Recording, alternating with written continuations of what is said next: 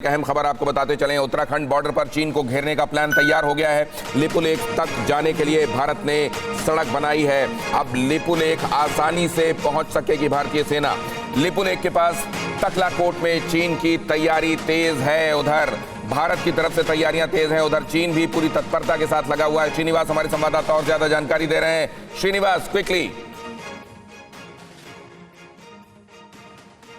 दिनेश, मैं आपको बताऊं कि लिपुलेख का जो दर्रा है, लिपुलेख ला, वो तकरीबन 17,000 फीट पे है और वहां पे सिर्फ भारतीय सेना ही नहीं, उनके साथ हमारे पैरामिलिट्री फोर्सेस के आईटीबीपी और एसएसबी के जवान तैनात हैं। और हाल के दिनों में देखा गया है, जब मैं रास्ते में आ रहा था तो लगातार हमने देखा कि सेना की गाड़ियां हो या फिर हमारा पैरामिलिट्री फोर्सेस की गाड़ियां हैं, उनकी फ्रीक्वेंसी बहुत ही ज़्यादा है। लेकिन एक बात मैं आपको बताऊं दिनेश, कि जहां तक बात है तकलाकोट की, यहाँ पे भी चाइना जो है, अगर हम देखें पौराणिक बातों में जाएं तो घुसपैठ करके बैठा है, क्योंकि तकलाकोट एक हिंदुस्तानी नाम है और 1962 के बाद से इस जगह को चीन पेंगड़ू बुलाता है। अब ये देखना है कि उस पेंगड़ू को वापस कब हम तकलाकोट बनाकर हमारी जो फॉरवर्ड पोस्ट है वो पेंगड़ू में होगी। और मैं सामरिक दृष्टि से बताऊं आपको, तो जहां पे हमारी पोस्ट है, जहां पे लिपुलेख में हम बैठे हैं, वहां से तकरीबन 1.5 किलोमीटर नीचे चाइना की पीएलए बैठी है। तो सामरिक दृष्टि से भी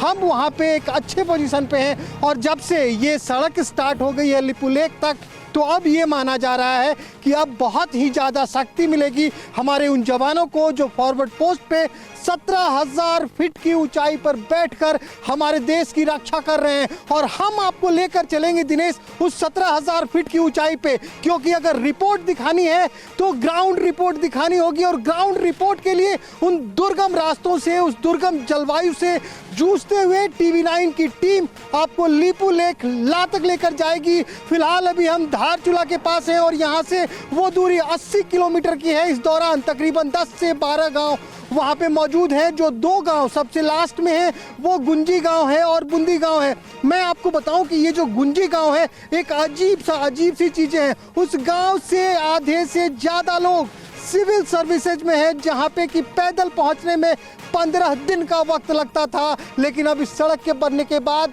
वहां तक सीधे 1 से 2 दिन में पहुंचा जा सकता है। तो ये सड़क नहीं, हम कह सकते हैं हिंदुस्तान का वो हाथ है जो सीधा पहुंच रहा है चीन की गर्दन तक। दिनेश, फिक्र आपकी, सोमवार से शुक्रवार रात 9 बजे सिर्फ TV9 भारतवर्ष पर।